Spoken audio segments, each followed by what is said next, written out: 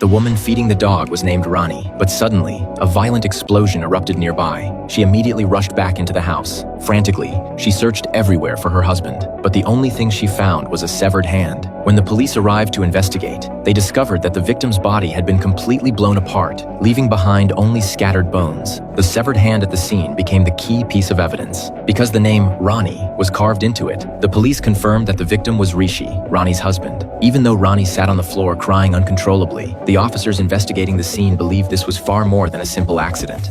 Sir पे भारी चोट का निशान है। ऐसा लगता है मौत ब्लास्ट के पहले हुई है। As a result, Rani quickly became the sheriff's primary suspect. She was taken back to the station for questioning. Rani and Rishi had met through an arranged introduction by their parents. But the moment Rishi first saw Rani, he was instantly captivated by her beauty and charm. According to Rani's mother, her daughter was skilled at cooking, sewing, and all kinds of household work. Rishi's family believed Rani was the perfect traditional wife. She was gentle, caring, and an excellent cook. At the same time, Rani was also satisfied with the match. As the two spent more time getting to know each other, Rani spoke openly about herself. She mentioned that she especially loved reading mystery novels written by Pandey. After learning that Rishi worked as an electrical engineer, she casually mentioned that the fan in her house was broken, so Rani asked him to fix it for her. However, just as Rishi was repairing the fan, his mother suddenly walked into the room. The misunderstanding instantly made her furious. After returning home, Rishi's mother firmly opposed the marriage. She threatened that if he insisted on marrying Rani, she would drink poison. But after struggling for a long time, she could not even open the bottle cap. A moment later, she grabbed a bedsheet and declared she would hang herself instead. Unfortunately, she could not even manage to throw the sheet over the ceiling beam.